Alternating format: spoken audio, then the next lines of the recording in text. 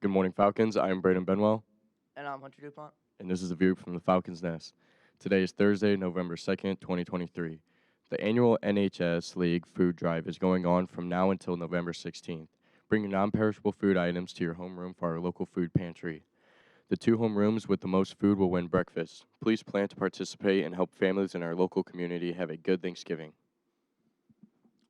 The John Glenn Theater Company will present Peter and the Starcatcher on November 17th, 18th, and 19th. Peter and the Starcatcher is a fan fiction prequel to Peter Pan, but don't let the name fool you. This is anything but what you might expect. This laugh-a-minute assembled show is highly entertaining, starring Lorelai Burdick as Molly Astor, Nick Zablocki as Fighting Prawn, and Michael Swagger as the Black Stash. Give yourself a break from TikTok and enjoy live theater as its very best. Tickets are $10 for general seating at the door. A new report shows that e-cigarette use in Indiana grew in recent years. WVPE is reporting that the Richard M. Fairbanks Foundation, which released the study, said e-cigarettes are still a newer product and data is evolving, but research shows worrying trends. While research has shown e-cigarettes are safer than traditional cigarettes, e-cigarettes are still harmful in many ways.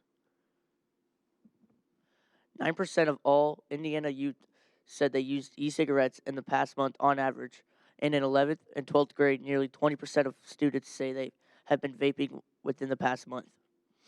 The amount of nicotine in e-cigarettes can also affect brain receptors, making youth more susceptible to nicotine addiction.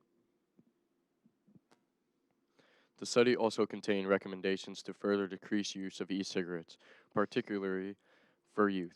These include making tobacco and e-cigarettes harder to access for youth, increasing the price of these products, and making flavored cartridges for youth more difficult to obtain. Resources such as Quit Now Indiana are available to connect Hoosiers with proper services and treatment if they do not want to quit tobacco.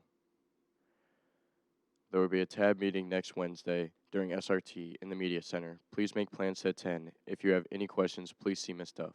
Now to weather with Michael. Morning, everyone. So for your Glen forecast today, we have a current temperature of 35 degrees with some overcast and, as usual, that good air quality. Now moving on to our 3-day forecast with a pretty sunny week.